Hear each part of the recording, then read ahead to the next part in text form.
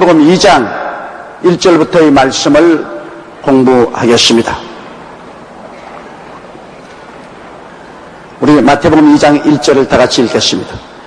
헤롯 왕 때 예수께서 유대 베들레헴에서 나시매 동방으로부터 박사들이 예루살렘에 이르러 말하되.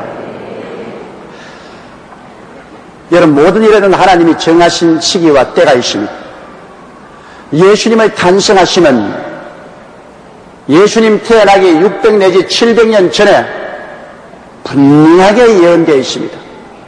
미가서 5장 2절에는 베들레헴 에브라다야, 네가 유대 고을 중에 지극히 적은 곳이나 너에게서 다스리는 자가 나올 것이라. 그는 태초 상고라. 그래서 베들레헴에서 예수님이 태어날 것을 예언하셨으며, 또 이사야서 7장 14절에는 보라, 처녀가 잉태하여 아들을 낳을 것이니 그 이름을 임마누엘을 하리라. 처녀의 몸에 태어날 것을 말씀하셨습니다. 그러고 난 다음 주님이 헤로드 왕 때 베들레헴에서 태어나심에 동방박사들이 예루살렘에 예수를 만나러 오셨습니다. 이 동방박사들은 오늘날 말하는 박사가 아니고 천문학을 연구하는 사람들입니다. 별자리를 바라보고 개인이나 국가의 운명을 알아보는 그러한 점성술사였었습니다.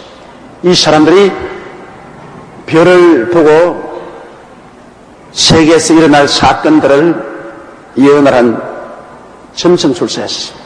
이 동방이라는 것은 내가 볼 때는 지금 이란이나 이락 지역에 있는 그 지역입니다. 그곳에서 별을 보고 베들레헴까지 걸어오려면 몇 달이 걸립니다. 아마 내가 보기에는 적어도 3, 4개월 걸렸을 거라 생각합니다. 그래서 이 박사들이 별을 보고 찾아왔다. 그 별이 수개월 동안 그들을 인도해서 베들레헴까지 데리고 왔다. 요사이 천문학자들은 그 별이 무슨 별이겠냐, 어떤 사람은 토성이었다, 목성이었다, 여러 가지 말을 하지만은, 여러분, 별이 그 동방에서 예루살렘까지 동방 박사들을 인도해 왔다면 그건 하나님의 기적인 것입니다. 하나님이 그때 특별히 사용한 별이었지, 요사이 우리가 평상으로 보고 지구 주위를 돌아다니는 그런 별들은 아니었을 것입니다. 그러므로 하나님이 특별히 섭리한 그러한 별이었습니다. 2절요. 유대인의 왕으로 나신 이가 어디 계시뇨? 우리가 동방에서 그의 별을 보고 그에게 경배하러 왔노라 하니. 우리가 성경적으로는 별자리를 보고 사람의 운명을 결정하지는 않습니다. 우리는 기도하고 하나님 성령의 인도를 받아서 하나님의 말씀으로 우리 인간의 운명을 점칩니다. 그러나 하나님을 모르는 사람들은 이 세상에 사는 것이 하도 신비하기 때문에 인간의 운명을 알아보려는 노력이 옛날부터 많이 있었습니다. 그래서 여러분, 귀신들은 이러한 인간의 마음의 약점을 이용해서 참말도 조금 섞고 거짓말을 많이 섞어가지고서 그래서 사람들을 미혹합니다. 미혹해 하는 귀신, 점치는 귀신. 이 점치는 귀신들이 여러분, 대개 점치러 가면 과거를 감쪽같이 찍어냅니다. 그러니까 쪽집게라 그러지. 진 쪽집게다. 과거는 쪽집게로 찍어내면서 미래는 거짓말 투성입니다. 그렇기 때문에 여러분, 귀신의 음성에 귀를 기울이면 큰 낭패를 합니다. 과거는 귀신에게 물어도 우리가 조사해보면 다 알을 수 있잖아요. 다 지나간 일, 귀신들은 지나간 일은 공개되니까 알지만은 다가올 일은 하나님의 비밀에 속하기 때문에 귀신이 잘 모릅니다.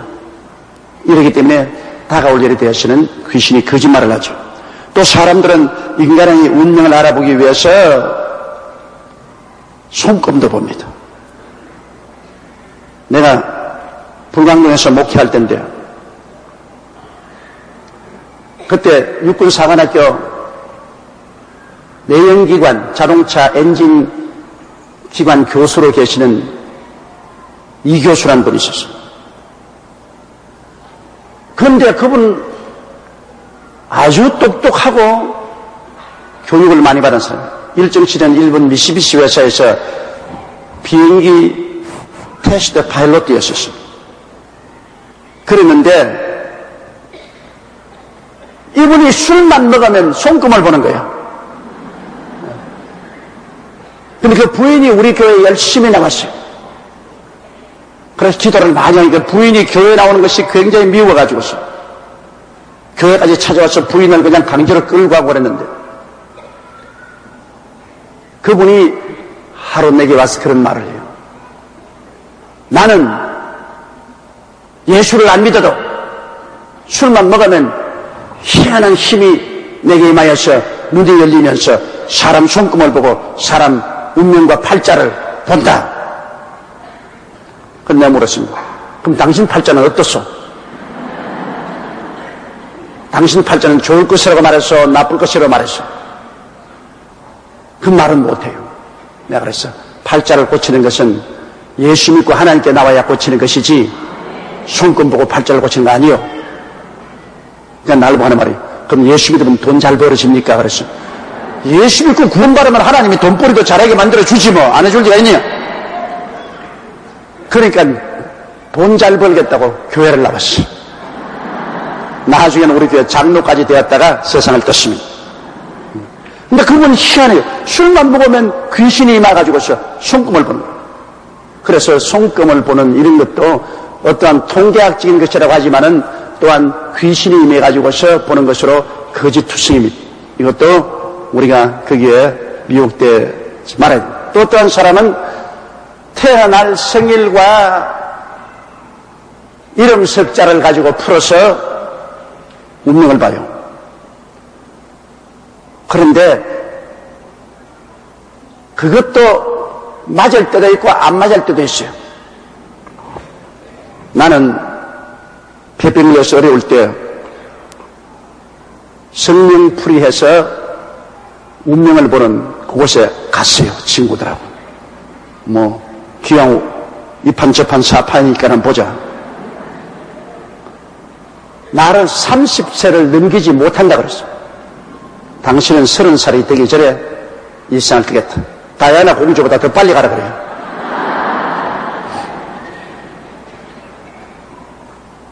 그래 내가 낙심이 탁 됐습니다. 야, 30세 되기 전에 내가 죽는다. 그럼 나 끝장났잖아요. 그런데 예수 그리스도를 구주로 믿고 나니까 운명이고 사주고 팔자고 다 날아가 버리고 말하셨습니다. 30세 사주 팔자로 죽는다는 사람이 62세까지 살아있어요. 그 엉터리 아닙니까? 우리 예수 믿는 사람은 그리스도 안에 있으면 새로운 피조물이야. 이전 것은 지나갔으니 보라 새 것이 되었도다. 여러분 옛날 사람 육의 사람은 예수 그리스도의 십자가에서 함께 못 박여 죽고 장사지 낸 바 되었기 때문에 이전에 말하던 무슨 손금이니 관상이니 사주팔자니 다 지나가 버린 것입니다. 예수 안에서 새로운 피조물이 된 것입니다. 하나님의 자녀가 된 것입니다. 이제 우리의 운명은 하나님의 손길에 달려있는 것입니다. 우리가 마음을 다하고 뜻을 다하고 정성을 다하고 목숨을 다하여 하나님을 섬기면 하나님께서 우리를 돌봐주신 것입니다. 성경에 주 야훼를 섬겨라. 그리하면 제가 내 물과 양식에 복을 주리니 너희 나라에 낙태하는 자라 잉태치 못하는 자가 없을 것이라. 내가 너희 날수를 채우리라. 그렇게 말씀합니다. 하나님이 같이 계셔서 우리에게 복을 주시고 우리 날수를 채우기 때문에 그리스도 안에서 우리의 운명이 달라져 버리고 마는 것입니다. 그러므로 예수 믿는 사람은 그런 쓸데없는 소리에 좌우돼서 안 돼요. 손금이 어떻다, 뭐 관상이 어떻다. 내 관상이 어때요? 예수님 관상이지. 예수님 닮았으니 예수님 관상입니다. 그러므로 그런데 좌우돼서는 안 됩니다. 우리는 오직 예수 믿고 하나님을 섬기고 믿음으로 나갈 것입니다.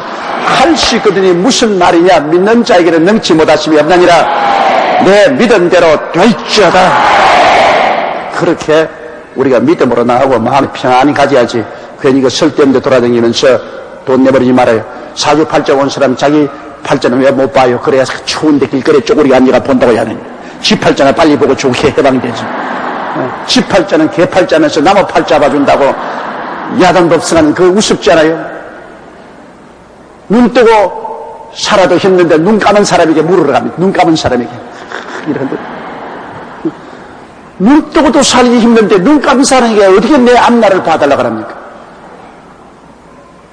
그런 짓 하지 말아야 돼.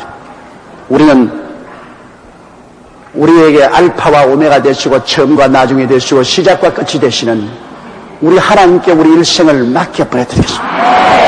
하나님은 우리 일생을 위해서 다 하나님 책에 기록해 놓았습니다. 시편에 보면 하나님께서는 우리가 태어나서 하루가 되기 전에 이미 우리 일생을 하나님 책에 기록해 놓았다고 말씀하셨습니다. 하나님은 우리 일생을 다 주님께서 최선으로 적어 놓았어요. 그러므로 우리는 하나님께 모든 것을 내어 맡겨버려야 돼요. 그래서 주여 살든지 죽든지 흥하든지 망하든지 성하든지 쇠하든지 주님 뜻대로 따라가겠습니다. 주님을 순종하고 믿고 따라가겠습니다. 나를 책임져 주시옵소서. 야훼는 목자시니 내게 부족함이 없다. 나의 목자이신 야훼가 나를 인수인계받아서 내 일생을 이끌어 주시는 것입니다. 그런데 그 옛날에는 이 이방인들은 별을 보고 사람의 운명을 결정하는 그런 일이 있었습니다. 그래서 동방에서 이 박사들이 별을 보고 있기 때문에 주님께서는 그 사람들을 예수께로 이끌고 와서 하나님의 뜻을 이루기 위해서 그렇게 하신 것입니다. 별을 보고 점을 칠하는 것이 아니라 그 별을 보고서 인간의 운명이 어떤 것을 알려고 하는 사람들에게 주님은 그런 조건을 주신 것입니다. 하나님이 특별히 별을 뜨게 하셔서 그들을 예루살렘까지 이끌어오게 하신 것입니다. 그 왜 이끌어가느냐? 이유가 있어요. 여러분, 그들이 와서 예수님께 절하고 뭘 드렸습니까? 황금과 유향과 몰약을 드렸는데요. 굉장히 값이 나가는 겁니다. 황금, 유향도 여러분 그때는 치료제로 굉장히 약효가 있는 치료제로, 그 다음 몰약은 죽은 사람에게 방부제로 바르는 것으로 굉장히 값이 비쌌습니다. 그러므로 이 동방박사들이 가져온 황금과 유향과 몰약은 물론 그 안에 의미도 심정한 의미가 들어있습니다. 황금이란 왕권을 의미하기 때문에 예수님은 만왕의 왕이요 만주의 주라는 것을 의미하고, 유향은 치료하는 약을 말하기 때문에 예수님은 치료자라는 것을 말하고, 몰약은 죽은 자에게 방부제를 말하기 때문에 예수님은 죽었다가 부활하실 것을 말씀하는 것입니다. 그런 상징도 있지만은 예수님이 태어나고 난 다음 헤로드 왕이 어린이를 다 잡아 죽이려고 할 때 하나님은 미리 요셉과 마리아와 예수님을 먼 애굽 땅으로 피신을 시키려고 하는데, 피신을 가지면 노자가 필요하지 않습니까? 돈이 필요하다고. 그런데 요셉과 마리아는 얼마나 가난하든지 좋은 예관에 예약도 못하고 마구간에 신세를 지는 처지에 무슨 돈이 있습니까? 그래서 하나님께서는 돈 많은 동방 박사들에게 피란 갈 자금을 미리 예비해 주기 위해서 황금과 유향과 몰약을 가지고 오도록 별을 보내서 이끌어온 것입니다. 별을 보고 별을 따라오도록. 그래서 그들은 별을 따라와서 황금과 유향과 몰약을 요셉에게 드렸기 때문에 요셉이 그것을 팔아가지고서 마리아와 그리스도를 데리고 애굽에 내려가서 애굽에서 헤롯이 죽을 때까지 살 수가 있을 것입니다. 하나님은 미리 예비하신 하나님이신 것입니다. 그들 노자를 예비하기 위해서 이 동방박사 세 사람을 하나님께서 특별기 별을 띄워가지고서, 그때 뜬 별 지금 없어요. 그건 특별기입니다. 비행기도 특별기가 있는 것처럼 주님이 특별히 별을 만들어가지고서 그들을 끌어온 것입니다. 그들은 그 특별히 하나님이 인도하는 별이니까 뭐 보통 별이 아니죠. 그걸 보고 와, 왕이 태어나구나. 이 별 밑에는 임금님이 태어난 별이다. 유대인의 왕으로 나시니가 어디 계시뇨? 우리가 동방에서 그의 별을 보고 그에게 경배하러 왔노라 하니, 셋째요, 헤롯 왕과 온 예루살렘이 듣고 소동한지라. 헤롯 왕도 듣고 예루살렘 들으니 이거 큰일 났습니다. 그 당시에는 이스라엘은 로마의 식민지에 있고, 그 헤롯 왕은 로마에서 임명한 왕입니다. 그런데 그게 왕이 나타나서 이스라엘을 회복한다면은 헤롯 왕은 자기 왕권이 빼앗기고 자기 자손이 왕권이 빼앗깁니다. 자기 혈통에서는 그런 왕이 안 태어나는데 자기 혈통 안엔 어떠한 왕이 태어났다고 동방박사가 별을 보고 와서 찾으니 이 여사한 일이 아닙니다. 이거 큰 나라가 송두리째 흔들릴 일입니다. 그래 예루살렘이 소동한 이유는 헤롯 왕과 그 부하들은 다른 왕이 나왔다고 하니까 이건 나라가 망할 징조가 아니냐 소동이고, 유대인들은 들었을 때 야, 유대 나라를 복구할 메시아가 태어난 것이 아니겠는가. 그래서 소동하고 양쪽에서 야단 법석이 일어난 것입니다. 4절요, 왕이 모든 대제사장과 백성의 서기관들을 모아 그리스도가 어디서 나겠느냐 물으니, 그러니까 헤롯 왕이 급해가지고서 이스라엘 백성의 제사장과 서기관들을 모아가지고서 자, 너희 예언자들이 예수님이 어디서 나겠다고 예언했느냐? 그 말해라. 헤롯은 로마 사람이기 때문에 유대인의 예언을 모릅니다. 성경을 몰라요. 그래서 대제사장이나 서기관들은 성경을 뺏기고 성경을 연구하는 분들이기 때문에 그들에게 물어봤었습니다. 5절에요. 가로되 유대 베들레헴이 오니 이는 신이자 이렇게 기록된 바. 6절요. 또 유대 땅 베들레헴아 너는 유대 고을 중에 가장 작지 아니하도다. 내게서 한 다스리는 자가 나와서 내 백성 이스라엘의 목자가 되리라 하였습니다. 우리 예수 그리스도의 탄생은 여러분 하루 이틀 전에 우연히 만들어진 것이 아닙니다. 이 미가는 거의 이사야와 동시대에 살은 선지자인데요. 그리스도 태어나기 전에 600여 년 그 시절에 살은 사람입니다. 그가 이미 예언해서 말하기를 유대 땅은 베들레헴아 너는 유대 고을 중에서 가장 작지 아니하다. 조그마한 동네지만 실제는 작지 아니하다. 내게서 한 다스리는 자가 나와서 내 백성 이스라엘의 목자가 되리라. 그리고 구약 성경에 보면 그의 근원은 상고태초라고 말했습니다. 상고태초라는 것은 바로 하나님을 말하는 것입니다. 그의 근원이 상고태초라. 영원 무궁하기 전에 계시는 분이 왕으로 오겠다 했으니까 하나님께서 사람이 되어서 유대고을에 태어나서 이스라엘의 목자가 되리라는 예언이 이미 성경에 기록되어 있습니다. 그러면 예수 그리스도의 여러분 구주 되시면 성경이 분명하게 예언을 해놓고 그 예언대로 이루어진 것입니다. 그렇기 때문에 우리가 예수 그리스도의 하나님 아들 되심을 조금도 의심하지 않죠. 예수님께서 십자가에 못 박여 몸짓고 피 흘려 죽을 것과 부활할 것도 성경에 모조리 예언되어 있습니다. 제가 찔리면 우리 허물을 인하며 제가 상하면 우리 죄악을 인하며라. 제가 징계를 받으면 우리가 평화를 누리고 제가 채찍에 맞으면 우리가 나음을 입었도다. 우리는 다 그를 향하여 양같이 제 길로 갔거늘 야훼께서는 우리 무리의 죄악을 저에게 담당시키겠다는 이사야 53장 보십시오. 예수 그리스도의 십자가 사건을 바로 그 현장에서 보고 기록한 기자처럼 그렇게 소상하게 기록해 놓았었습니다. 시편 22편은 하나님이여 하나님이여 어찌하여 나를 버리시나이까.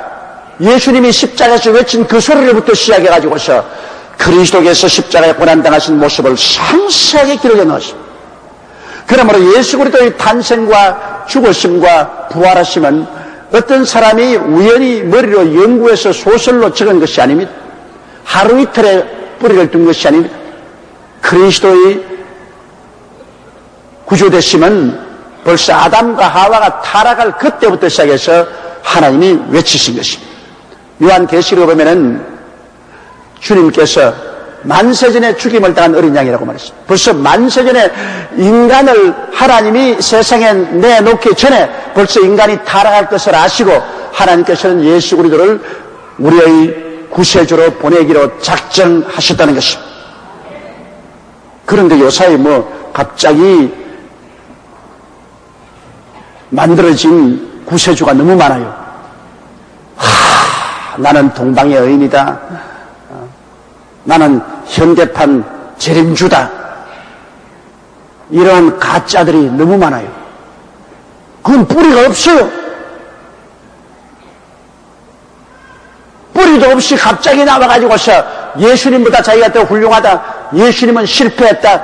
자기는 이제는 참 구주로 왔다. 이런 헛된 소리 하는데, 그런데 미혹돼가는 사람은 만세전에 멸망되기로 작정된 사람이 미혹돼가는 것입니다. 절대로 미혹하지 말아요. 우리 주 예수 그리스도는 어제나 오늘이나 영원토록 동일하십니다. 어제 구주가 이제 구주된 것을 포기하고 오늘은 다른 사람에게 맡기는 그런 주님이 아니십니다. 그는 베들레헴에 태어날 때 그때 예수님이나 지금 우리의 구주나 장차 재림하실 때는 변하지 않습니다. 한결같은 우리 주님이 되시는 것입니다. 그러므로 이 예수 그리스도만 우리가 믿고 섬기고 따라가야만 되는 것입니다. 예수 이외에는 전혀 우리가 한눈을 팔아서는 안 됩니다. 그건 모두 사탄의 무리인 것입니다. 7절요.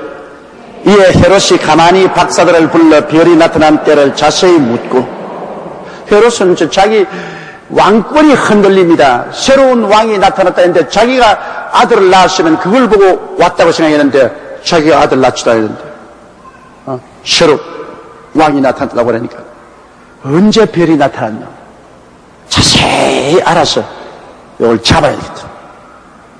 그렇게 생각하는 것입니다. 8절요.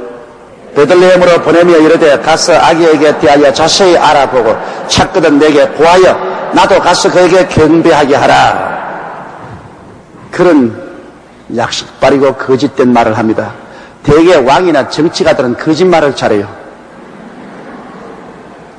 참으로 정치가 되려면 거짓말을 많이 해야 돼요. 거짓말을 하니까 백성들이 믿을 수가 있어야죠. 사람은 이 세상에 살면서 전혀 거짓말 안 하고 산다는 것은 그 자체가 또 거짓말입니다. 우리가 살면 하얀 거짓말 참 많이 하죠. 하얀 거짓말. 하얀 거짓말은 남에게 상처를 주지 않는 거짓말입니다. 어머니가 자녀들에게 너 이렇게 하는 거 아버지가 다 알고 있다. 너 혼날 줄 알아. 아버지가 알기는 뭘 알아요. 아무도 모르는데 협박하려고. 그러나 그 애들 잘 때라고 하는 것이기 때문에 그거는 하얀 거짓말입니다. 나는 목사지만 하얀 거짓말을 굉장히 많이 해요. 왜 성도들 간에 마찰이 많지 않습니까? 목사님들 간에도 마찰이 있고 장로님 간에도 마찰이 있고 성도에 마찰이 있으면 내게 와서 고소하지 않아요. 나는 다 내 사랑하는 자녀들이요 성도들입니다. 어느 누구가 밉지 않아요. 그러므로 이 사람이 와서 이 사람 고소하면 그렇다. 맞아. 그럴 거라고. 저 사람이 와서 그 사람이 목사님 찾아왔지요. 와서 나에게 욕하지요. 찾아왔어. 아주 좋게 말하던데. 그런 얘기가 있나? 아니야, 정말이야. 아주 당신에 대해서 좋게 말하더라. 하얀 거짓말이지 뭐. 사실 나쁘게 말하는 건데. 좋게 말해. 그럼 그 사람 얼굴이 싹 달라져요. 그래요. 그 사람이 그럴 리가 없는데. 진짜야. 진짜라. 그 말도 거짓말이지. 그리고 화해가 돼요. 그러나 그걸 참말한다고 내가 그 사람 왔지? 나하고 나쁘게 말이지. 보통 나쁘게 말하는 거 아니더라. 너 아주 죽일 놈이라 그러더라. 그럼 여기 있으면 불을 떼가지고 뛰고 꿀리고 박살이 난다. 그 인생을 살면서 100% 참말만 하고 산다는 것은 그 사람 자체가 거짓말입니다. 성경에도 하얀 거짓말해서 축복받은 사람이 많이 있어요. 기생라합. 기생라합은 이스라엘의 정탐관을 숨겨놓고 여리고 경찰이 와서 지금 이스라엘의 정탐관이 왔지? 여기 있지? 예, 오기는 왔습니다. 그러나 성문 닫기 전에 성 밖으로 나갔습니다. 그러고 난 다음에 이 두 사람을 지붕에 올라가서 산대 밑에 숨겼습니다.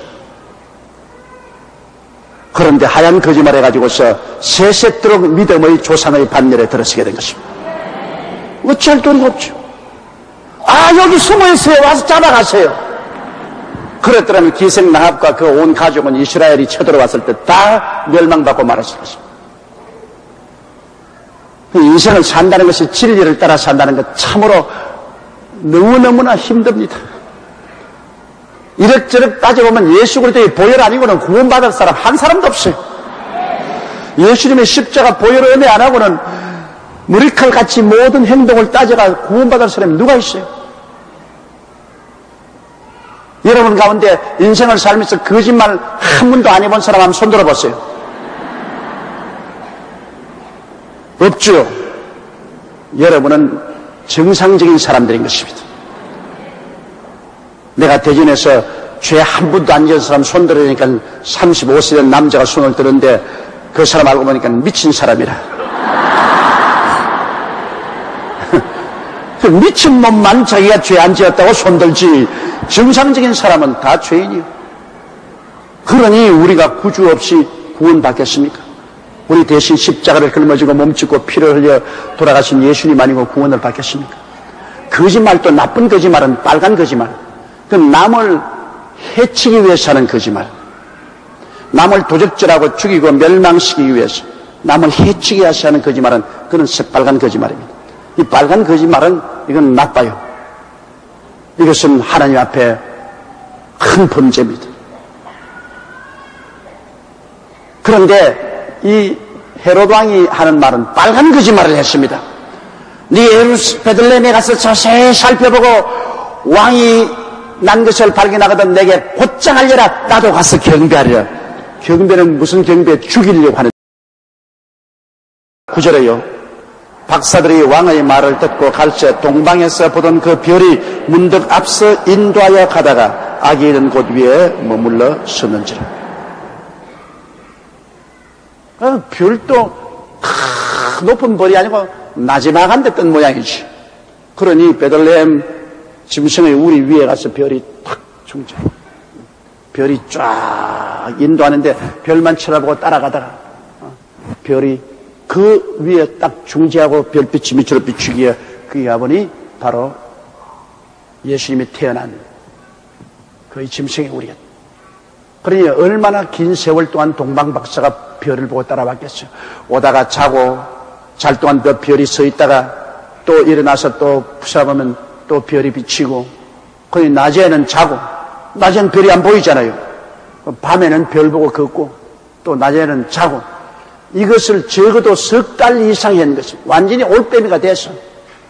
그래서 베들레헴까지 와서 예수 그리스도의 태어난 곳을 찾게 된 것입니다. 하나님이 사람을 인도하실 때 별을 가지고도 사람을 인도하시는데 요사이 하나님께서 성령을 우리 속에 주셨으니 우리가 성령님을 인정하고 환영하고 모시도록 의지하고 성령께 내어 맡기면 성령이 이제는 우리를 인도하여 주시는 것입니다. 이스라엘 백성은 구름기둥과 불기둥이 인도했잖아요. 낮에는 구름기둥과 밤에는 불기둥이 인도했습니다. 동방박사는 별이 인도했습니다. 우리는 이제는 성령이 인도하시는 것입니다. 시대와 사람을 따라서 하나님이 사용하는 방법이 다 다릅니다. 그래서 우리는 성령의 인도를 받기 위해서는 어떻게 되느냐? 우리는 기도를 많이 해야 성령의 인도를 받을 수가 있는 것입니다. 성령께서 우리 마음속에 생각의 구름기둥과 불기둥을 띄워주는 것입니다. 우리 생각이 구름기둥처럼 피어오르고 우리의 생각이 불기둥처럼 피어올라서 우리 생각을 통해서 성령이 우리를 인도해 주시는 것입니다. 그러므로 우리가 하나님의 생각을 받아들이기 위해서는 우리가 많이 회개하고 주님께 깨어지고 부르짖어 기도해야 되는 것입니다. 그럴 때 우리 생각 속에 생각의 구름 기둥이 떠오르고 생각의 불기둥이 떠올라서 우리를 이끌어주는 것입니다. 그러므로 하나님이 시대를 따라서 이끄는 방법이 다 달라요. 우리가 지금 처한 처지가 제일 좋습니다. 우리는 성령이 모든 사람 속에 계셔서 모든 사람이 성령의 인도를 받기를 결심하고 부르짖어 기도하면 반드시 성령이 구름 기둥과 불기둥 같은 생각을 일으켜서 우리를 이끌어 주시는 것이니까 지금 우리가 인도받는 시대가 제일 좋은 시대인 것입니다.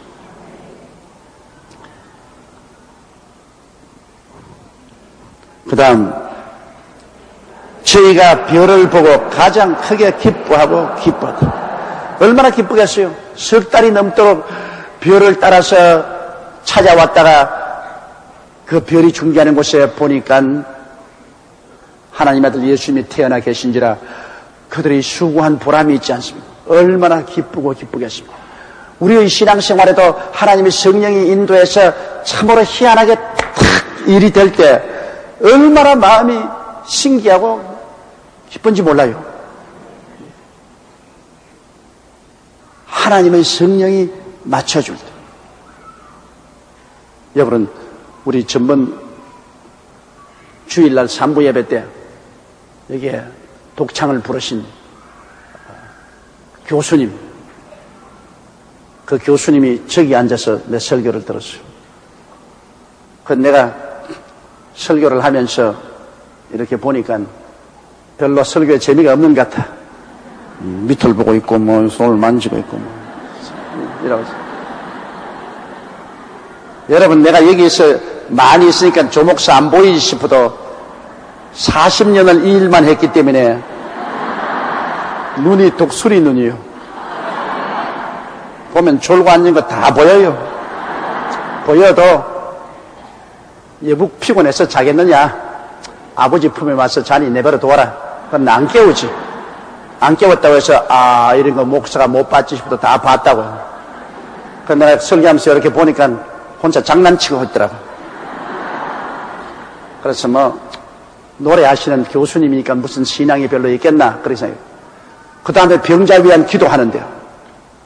하나님께서 내게 탁 보여주시는 것이 여러분 제가 병자 발표하지 않습니까?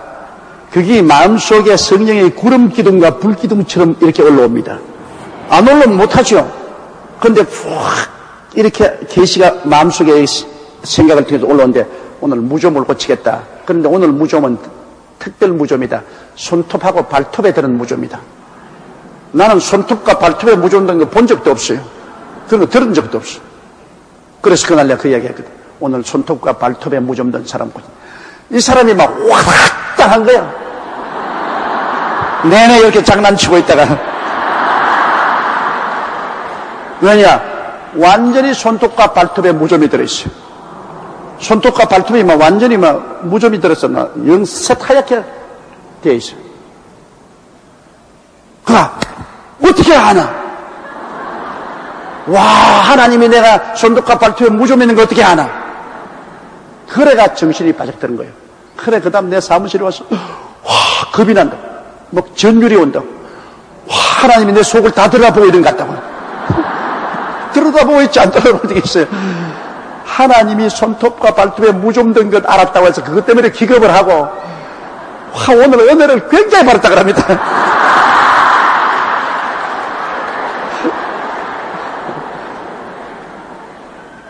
어떠한 하나님의 인도하심을 한번 받으면 그렇게 기뻐하는 겁니다, 여러분. 그분은 그날 자기 손톱과 발톱에 무좀 있는 거 하나님이 알아주었다고 너무너무 기뻐하는 거였죠. 그러면서 날보고 하는 말이면 목사님은 천성으로 좋은 목소리를 가지고 태어났는데 목을 사용할 줄 몰라가지고서 이제 점점 목소리가 약해져 가는데 자기에게 오면 한 2시간 목소리 강연을 해주겠다 그래. 그 왜냐? 하나님이 나를 알아주셨다. 하나님이 나를 이렇게 인도해 주셨다. 그것이 마음에 큰 기쁨을 갖다 주는 것입니다. 물론 그분이야 무좀이 나았죠. 하나님이 기적과 능력으로. 그런데 그 하나님이 알아준다는 것이 얼마나 좋습니까?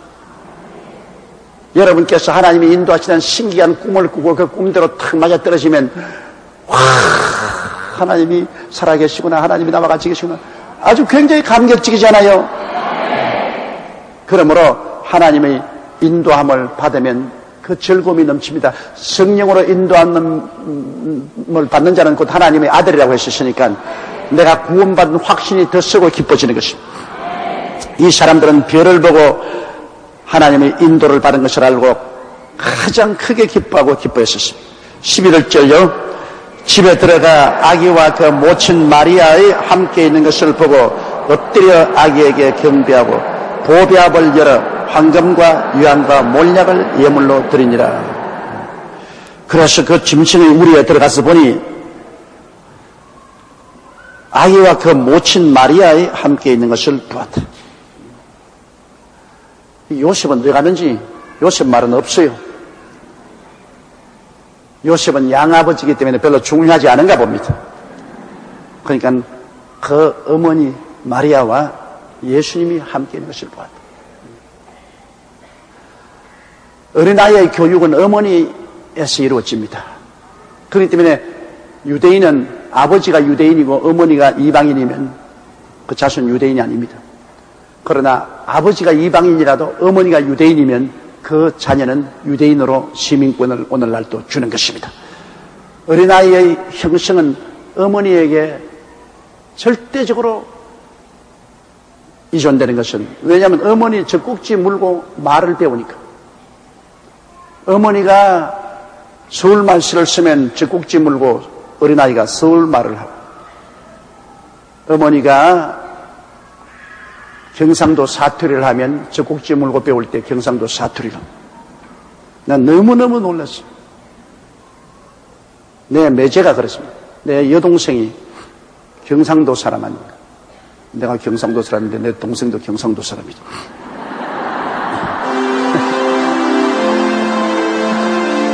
굉장히 내 여동생이 사투리가 심합니다. 나는 그래도 사투리가 별로 많지 않은데 걔는 사투리가 굉장히 심합니다. 근데 그 남편인 김은태 장로님, 지금 호주로 이민 갔지만 김은태 장로님은 황해도 사람입니다. 그 사람은 황해도 사람인데 서울 표준말을 써요.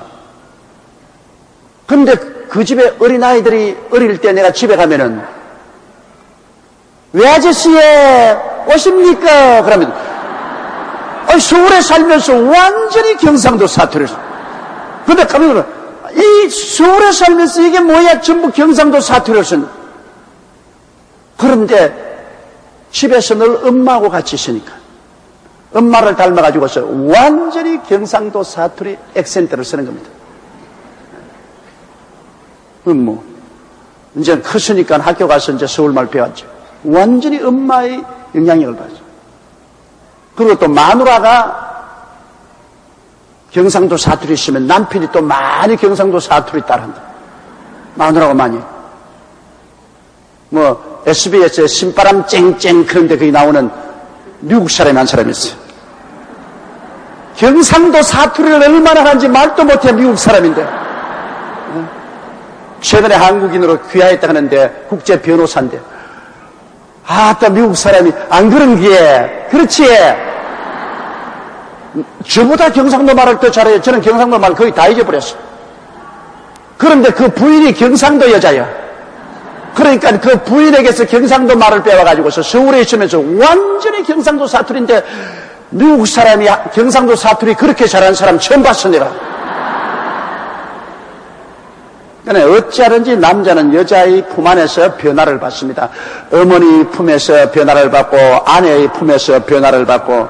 그러니 여자가 보통 힘센 것 아니에요. 정말로 여성이 인류의 역사를 만들어가는 것입니다. 여성이 인류 문화를 만들어가요.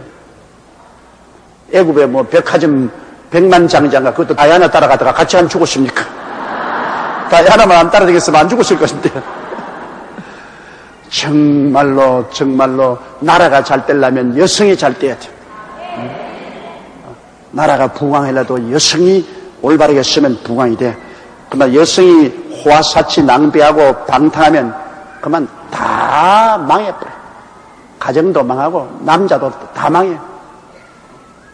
남자가 용기를 얻고 힘을 얻고 다시 새로운 출발하겠다는 것은 여자의 그 손에 의해서 그렇게 만들어지는 것입니다. 여성의 그 따사로운 손길이 용기를 주고 꿈을 주고 희망을 갖게. 그러나 여성이 남자를 갖다가 자꾸 핥히면은 이 사람 피투성이가 되어서 파멸하고 마는 겁니다. 그러므로 성경에도 보니까 요셉은 같이 있어도 인정도 안 하고 거기 보니까 마리아가 예수님과 함께 있더라. 요 말밖에 없어.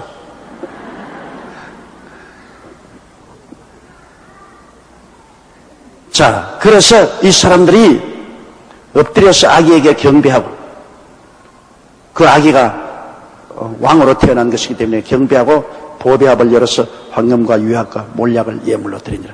이것은 굉장히 상징적이면서도 하나님이 이 동방박사를 통해서 예물을 준비해 준 것입니다. 왜? 유대인들은 절대로 예수님에게 와서 황금과 유황과 몰약을 줄 택이 없어요. 무슨 이유로 주겠습니까? 짐승의 우리에서 태어난 어린 아기에게. 그리고 그가 메시아인 줄 알면 죽일 것이니까. 그러니까 하나님이 저 동방 이락이나 이란 저 동방에서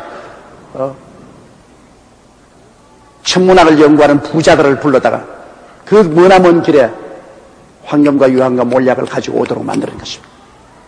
하나님 필요하면 땅 끝에서라도 사람을 불러서 예비하시는 하나님이십니다. 그리고 예수님께 드리는 이 선물이 예수님의 생애를 명확하게 보여주는 거예요. 황금은 모든 금속 중에 제일 아닙니까? 왕을 황금띠, 황금 모자 같은 왕이 있습니다. 예수님 황금은 왕을 의미하고 유향은 치료를 의미하는 것입니다. 옛날에는 병들었을 때 유향을 발라서 치료를 했습니다.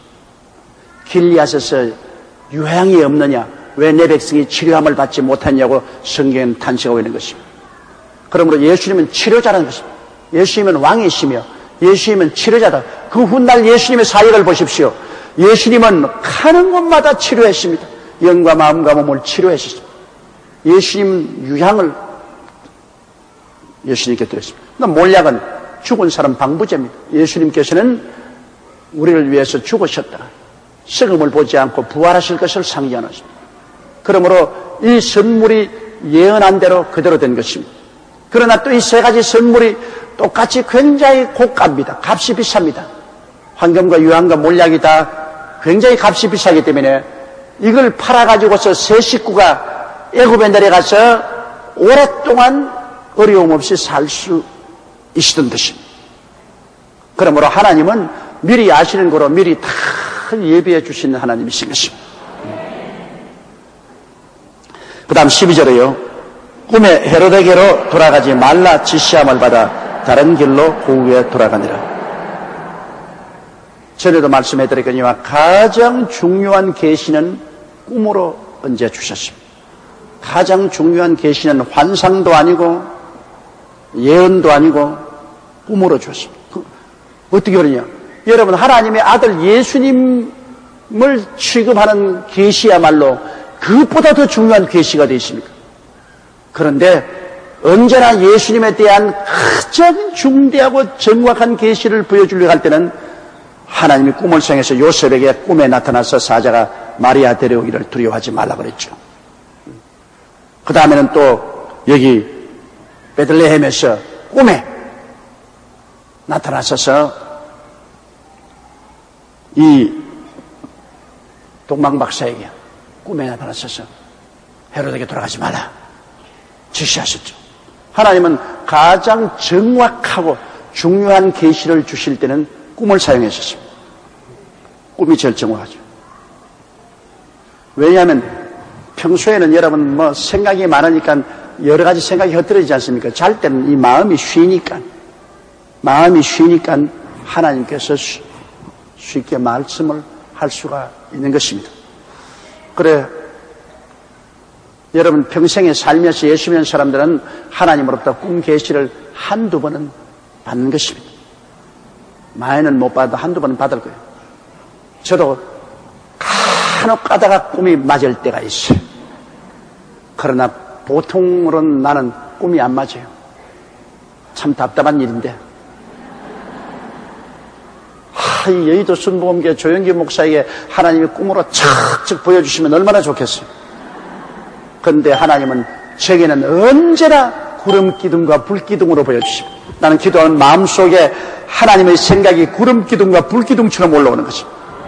그 하나님이 원해서 그렇게 하는 건 어떻게 하십니까? 병자 위한 기도하고도 있으면 마음속에서 이렇게 올라와요. 와, 구름 기둥같이. 이 마음속에 암이 나았다, 귀머거리가 나았다, 오늘은 쩔름바리가 나았다, 이렇게 분수가 올라오듯이 구름 기둥과 불 기둥 같은 생각이 올라오는. 근데 안 하려고 그러죠. 어떤 때는 안 하려고 하면 마음이 괴로워 견딜 수가 없어요. 마음이 고통스러워요. 이게 하나님이 생각을 막 올려주는데 이걸 내가 눌러버리면 마음이 막 고통스러워요. 그러니까 할 수 없이 해야죠. 그 하나님은 제게는 그런 구름 기둥과 불 기둥 같은 생각을 일으켜서 인도를 해주시는데, 다른 사람들은 자고만 나면 꿈을 꾸어. 자고만 나면 하나님이 이렇게 하고 저렇게 하시더라고요. 그거 보면 어떤 부러운 생각이 많이 나요. 또 어떤 사람은 예언도 나오고 방언 통역도 나오고. 그러나 그 모든 것은 성령님이 정하는 것입니다. 내가 원한다고 해서 내가 마음대로 해주는 거 아니에요. 하나님의 성령께서 어떠한 사람에게는 지혜의 말씀, 또 다른 사람은 지식의 말씀, 영문별의 연사를, 방언 통역, 예언을, 기적, 치료, 그리고 믿음의 연사를 주는 것은 성령이 각각 우리에게 은사를 나누어 주시는 것입니다. 그래서 꿈에 헤로데게로 돌아가지 말라 지시하심을 받았기 때문에 그들은 예루살렘으로 돌아가서 헤롯 만나지 아니하고 다른 길로 고향으로 돌아가 버리고 말하셨습니다. 잘 순종했습니다. 이 사람들은 별을 보고 인생의 가는 길을 알려고 하는 사람들이기 때문에 초월적인 힘이 있는 것을 인정하는 사람들입니다. 그러므로 하나님의 지시가 오니까 순종을 했죠. 13절요. 저희가 떠난 후에 주의 사자가 요셉에게 현몽하여 가로되 헤롯이 아기를 찾아 죽이려 하니 일어나 아기와 그의 모친을 데리고 애국으로 피하여 내가 네게 이르기까지 거기 있으라 하시니. 자, 여기에 또 꿈에 동방박사 떠나고 난 다음에 요셉에게 꿈에 주의 사자가 또 나타났습니다. 보십시오. 또 꿈 아닙니까? 그러므로 여러분, 하나님이 주시는 꿈은 여러분이 받을 때 정확하고 분명하고 깨어나서도 잊어버리지 않습니다. 일주일이고 2주일이고 잊어버리지 않습니다. 몇 달이 지나도 잊어버리지 않습니다. 하나님의 꿈은 아주 현동합니다. 그러나 그냥 밥 많이 먹고 막 지쳐가지고서 피곤해서 막 꾸는 꿈, 이런 꿈은 자고 나면 다 잊어버려요. 하루가 지나기 전에 다 잊어버려요. 아침에 조금 이런 꿈을 꾸었다 생각하지만은 지나가면 다 잊어버려요. 그거는 개꿈이기 때문에 그래요. 그러나 하나님이 주시는 꿈은 세월이 아무리 흘러가도 잊어버리지 않습니다. 분명하게 하나님이 메시지를 주시기 때문인 것입니다. 요셉에게 하나님께서는 꿈을 통해서 헤롯이 아기를 찾아 죽이려고 하니 일어나서 아기와 그의 모친을 데리고 애굽으로 피하여 내려가라. 그리고 내가 지시할 때까지 그곳에 있어라. 나는 가끔 이런 생각합니다. 왜 하나님이 헤롯이 아기를 죽이도록 내버려 두었느냐. 하나님이 전지전능 무소부지하신 능력으로 헤롯이 아기를 죽이려고 할 때 하나님이 막 달라들어서 헤롯을 박살을 내버리면 좋겠는데 왜 오히려 헤롯을 그렇게 하도록 내버려 놓고 피란을 시켰는가? 그런 여러 가지 마음속에 질문이 생겨납니다. 그래도 별 볼 일 없는 것은 하나님이 원해서 그렇게 한 건 우리가 무슨 말합니까? 절대 주권자가 그렇게 하시기로 작정을 하셨는데 우리가 왜 이랬습니까? 왜 저랬습니까? 그런 질문을 못해요. 하나님은 절대 주권자이기 때문에 우리의 질문을 받지 않아요. 하나님은 당신이 가장 선하다고 생각하시는 대로 결정해서 집행하는 것입니다. 그러므로 우리는 아버지의 뜻대로만 따라갈 따름인 것입니다. 아버지 뜻만 감사하고 따라가는 것이 우리에게 최선의 것입니다. 14절요. 요셉이 일어나서 밤에 아기와 그 모친을 데리고 애굽으로 떠나. 헤롯이 죽기까지 거기에 있었으니 이는 주께서 선지자로 말씀하신 바 애굽에서 내 아들을 불렀다 함을 이루려 하심이더라. 그래서 요셉이 밤에 일어나서 급하게 그 아내와 아기를 말에 태워가지고서 데리고 애굽으로 내려가셨습니다. 그러고 난 다음에 헤롯 왕이 죽기까지 애굽에 살았습니다. 요셉이 갑자기 외국에 가서 무슨 일로 가족들을 돌봅니까? 황금과 유황과 몰약으로 하나님이 이미 예비해 주었기 때문에 그걸 팔아가지고서 넉넉하게 그 중에서 살아갈 수가 있었던 것입니다. 그런데 바로 예수님께서 애굽에 갔다 올라올 예언이 성경 말씀에 예언되어 있다는 것입니다. 그것이 다시 무슨 말이냐면 애굽에서 내 아들을 불렀다. 이것은 이중적인 예언입니다. 여러분, 이스라엘 백성 전체를 애굽 하나님의 아들로 생각해서 이스라엘 백성이 애굽에 내려가서 430년 동안 종살이 하다가 그 다음에는 애굽에서 하나님이 불러낼 것을 예언하실 때 애굽에서 내 아들을 불렀다. 그렇게 말씀했는데 또 그것이 어디에 적용되느냐? 하나님의 아들 예수 그리스도께서 애굽으로 내려갔다가 애굽에서 또 하나님 부르심을 받고 나사렛 땅으로 올라온 것도 그 예언에 포함되는 것입니다. 그 예언이 한 가지 사건만 예언되는 것이 아닙니다. 한 예언이 여러 가지 사건이 함께 포함될 수가 있는 것입니다. 그리고 이 마태는 유대인들을 위해서 이 성경을 기록하기 때문에 꼭 예언을 인용을 합니다. 유대인들은 구약 성경에 있는 것이 이루어진 것만 믿지 구약 성경에 있는 것이 이루어지지 않은 것은 안 믿으려고 합니다. 그렇기 때문에 마태는 꼭 구약 성경에 있는 사실을 인용해 가지고서 유대인들을 설득시키려고 그렇게 하고 있는 사실을 볼 수 있는 것입니다. 그 다음 16절요. 이에 헤롯이 박사들에게 속은 줄을 알고 심히 노하여 사람을 보내어 베들레헴과 그 모든 지경 안에 있는 산의 아이를 박사들에게 자세히 알아본 그때를 표준하여 2살부터 그 아래로 다 죽이니. 자, 기가 막힙니다. 박사들이 올 줄 기다리는데 안 오니까 나중에 속은 줄 알고서 대단히 노한 헤롯은 왕으로 태어난 남자아이를 꼭 죽여야 되겠다. 그러나 그 사람이 누군지 모르기 때문에 베들레헴과 그 인근에 2살배기 이하는 다 잡아 죽였다. 참 무자비한. 그러니까 이 세상에서 여러분 정말로 하나님의 구원을 받지 못한 사람들은 그 생명이 별로 귀중치 않아. 이스라엘 백성이 애굽에서 나올 때 보십시오. 가나안 7족을 남녀 노유할 것 없이 다 잡아 죽였다.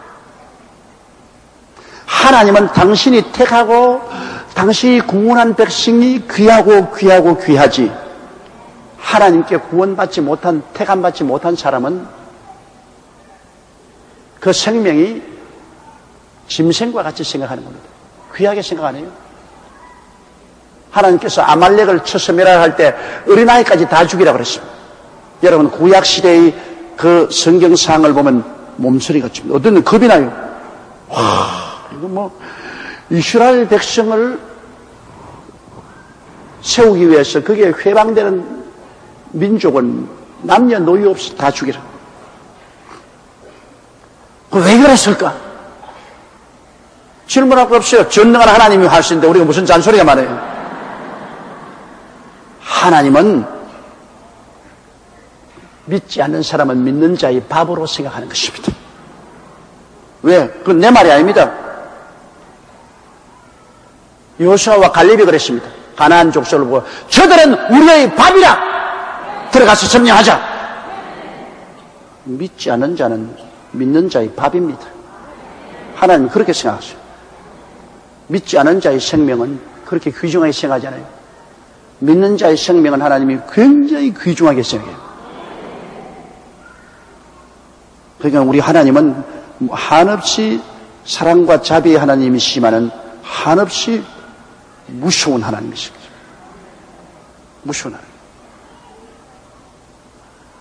이러니 여러분, 우리가 이 하나님의 부르심과 택하심을 입었다는 것을 생각할 때 정말로 무지무지하게 감사해야 되는 것입니다. 우리는 하나님의 지극한 사랑과 귀여움을 받습니다. 이거 보십시오. 하나님의 아들 예수 그리스도, 요셉과 마리아와 예수 그리스도를만 하나님이 옮겨놓으시고 그 외에 하나님을 따르지 않은 사람, 뭐 죽든지 살든지 내버려 놨어. 여기 헤롯 왕이 군대를 보내가지고서 베들레헴과 그 주변에 있는 어린아이들 2살 이하는 다 죽여버렸다.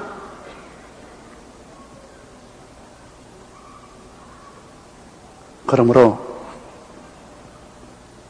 우리가 하나님의 사랑과 자비를 말할 때 하나님은 하나님을 믿고 순종하는 사람에게 사랑과 자비를 한없이 베푸지, 하나님을 불순종하고 하나님을 거역하는 사람에게도 끝없이 사랑과 자비를 베푼다고 생각은 할 수가 없습니다. 그렇기 때문에 나중에 안 믿는 사람은 하나님이 불과 유황으로 타는 못에 던지죠. 믿는 자에게는 영원한 영광에 보내지만 믿지 않는 자는 불과 유황으로 타는 못에 던지죠. 어떠한 사람들은 말하기를 하나님은 자비와 사랑의 하나님이기 때문에 나중에는 지옥도 다 없애버리고 지옥에 있는 사람까지 다 구출해낼 것이라고 그렇게 말하는데, 그것은 인간의 생각이고 하나님은 그렇게 말씀 안 하셨단 말입니다. 인간이 그렇게 말하지 하나님은 그렇게 말씀 안 하셨어요. 하나님에게는 믿는 자는 영생을, 믿지 않는 자는 영멸에 처하리라 그렇게 말씀하셨어요. 하나님이 절대 주권자이기 때문에, 그러므로 하나님의 그 주권으로 행하시는 일을 우리가 무엇라고 말할 수 없습니다. 믿고 순종하는 길이 우리가 사는 길이 되는 것입니다.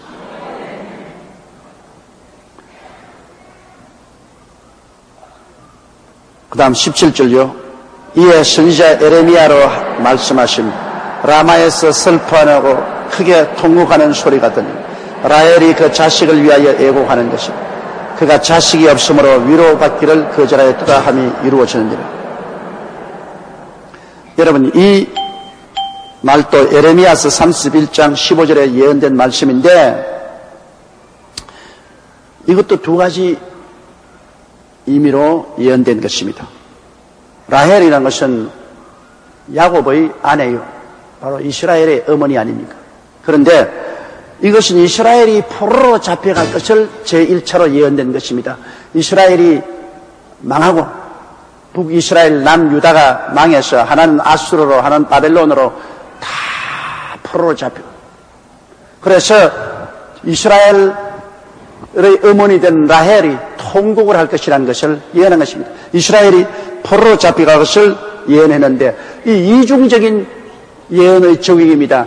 마태는 유대민족들이 예언을 인용 안 하면 절대로 안 믿을 것이기 때문에, 그러므로 이 이스라엘이 포로로 잡혀가서 자손이 다 없어지므로 라헬이 통곡하고 탄식할 것이라는 것을, 또한 이 어린아이들이 2살 이하로 베들레헴 주에서 다 죽을 것이기 때문에 자식을 잃고 탄식할 것을 그 성경 문제를 인용한 것입니다.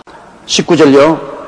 헤롯이 죽은 후에 주의 사자가 애굽에서 요셉에게 현몽하여 가로되, 그렇게 남을 죽인 헤롯이 자기 천년만년 살 것으로 생각하지만은 자기도 죽었어. 여러분, 구약성에 보면 태어났다가 죽고 태어났다가 죽고 태어났다가 죽은 것 쭉 이러지 않습니까? 우리도 태어났지요. 한번 생각해 보세요, 여러분. 얼마 전에 여러분도 관속에 들어갈 것입니다. 지금 이렇게 앉아서 있는 여러분이 얼마 전에 관속에 들어갔어요. 난 오늘 이장로님 어머님 서대문 때부터 참으로 열심히 있는 우리 구역장이었습니다. 정말 열심히 있는 구역장이고 훌륭한 성도였습니다. 그리고 저를 굉장히 사랑해 주셨습니다. 그 우리 이장로님 어머님이 지금 눈에 환해요. 그 모습과 그 웃는 것과 그 내게 신앙 상담하고 나와 함께 기도하고 하는 건 눈에 환한데, 내가 오늘 여기 올라오면서 물었습니다. 장로님 어머니 어떻게 됐습니까? 5년 전에 천당 갔다. 나는 5년이나 천당을 그때 보고를 들었겠지만 다 잊어버렸어. 그런데 내 눈에는 지금 참참해요. 그러나 사람은 그렇게 왔다가 가는 겁니다. 이제 어느 날 여러분께서 이 자리에 모일 때는 조영기 목사가 관 속에 들어있어서 여기 누워있는데 여러분 날 빠이빠이 하기 위해서 모일 날이 또 올 것입니다. 예수님이 강림 빨리 안 하시면 그날이 올 것 아닙니까?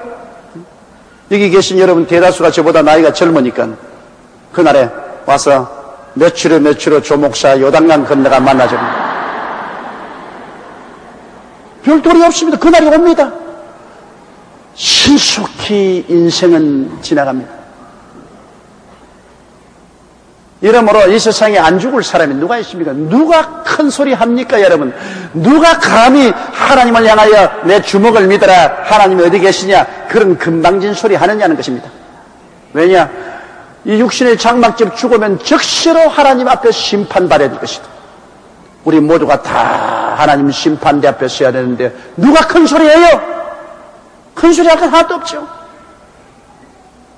그러므로 그 교만을 버리고 겸손함을 깨뜨려서 하나님의 자비와 사랑인 예수 그리스도를 믿고 하나님을 섬기는 것이 제일 현명한 일인 것입니다. 헤롯이 그 권세를 행하고 그 많은 어린아이를 죽었지만은 지금은 지옥불에서 벌벌 기고 있어요. 지옥에 지금 불타고 있다. 헤롯이 지옥에 불탄 지 2000년이 된다고.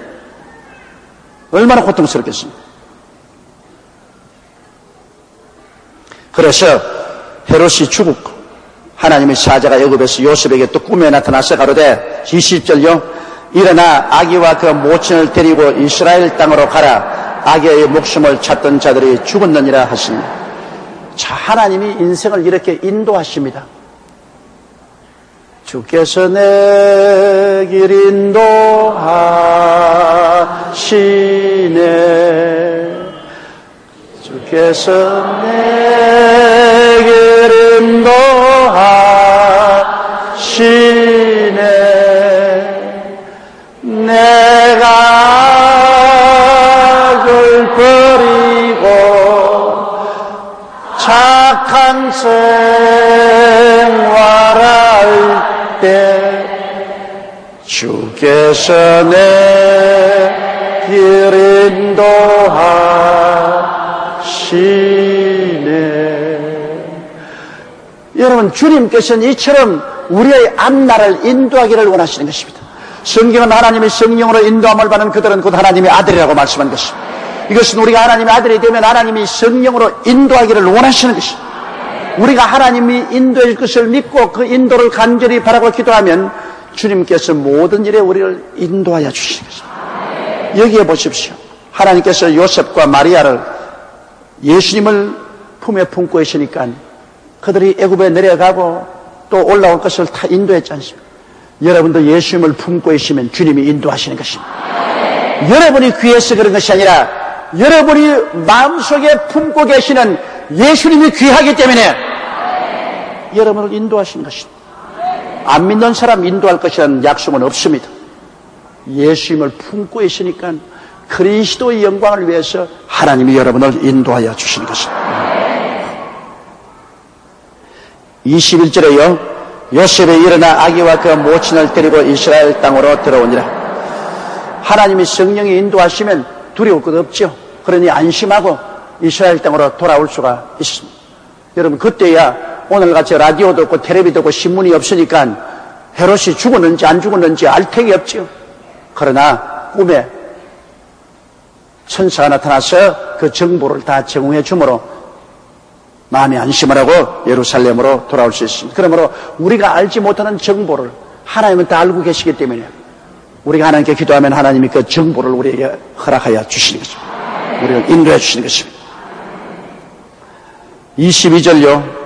그러나 아켈라오가 그 부친 헤롯을 위해 유대의 임금됨을 듣고 거기로 가기를 두려워하더니 꿈에 지시하심을 받아 갈릴리 지방으로 떠나가. 자, 그래서 요셉은 그 아들이 또 대신해서 왕이 되었기 때문에 아버지의 뒤를 이어서 악한 일을 할 줄 몰라서 두려워하니까 또 꿈에 나타났어. 꿈에 나타나서 하나님 성령이 갈릴리로 가라. 유대 땅으로 가지 말고 갈릴리로 가라. 그렇게 지시를 해 주신 거죠. 그 하나님이 얼마나 자상스럽고 상세합니까? 우리의 일거수와 않는 것을 다 우리의 머리털까지도 다 해심받은 하나님입니다. 우리가 하나님께 의지하면 하나님이 우리를 인도하시니 내 길을 야훼께 맡겨버리라. 그리하면 저가 지도하시라고 말씀하시는 것입니다. 그래서 그들은 갈릴리 나사렛으로 왔습니다. 23절요. 나사렛이란 동네에 와서 사니 이는 선지자로 하신 말씀에 나사렛 사람이라 칭하리라 하심을 이루려 하심이라. 그래서 나사렛에 와 살았는데 여기 또 마태는 꼭 구약 성경 예언을 인용해야만 합니다. 인용해야만 한다. 그래야 유대인들이 믿을 것이기 때문에. 그래서 이사야서 11장 1절에 있는 말씀을 인용해서 태어날 메시아는 나사렛 사람이라 칭함을 이루려 하시며 했습니다. 여러분, 이 나자린 즉 나사렛 사람이라는 것은 구약시대에 바로 삼손같이 머리에 삭도를 대지 않은 사람을 나실린이라고 말했습니다. 즉 나사렛인, 나실린. 그러나 태어날 때부터 시작해서 머리에 삭도를 안 대면 머리가 한없이 길어져요.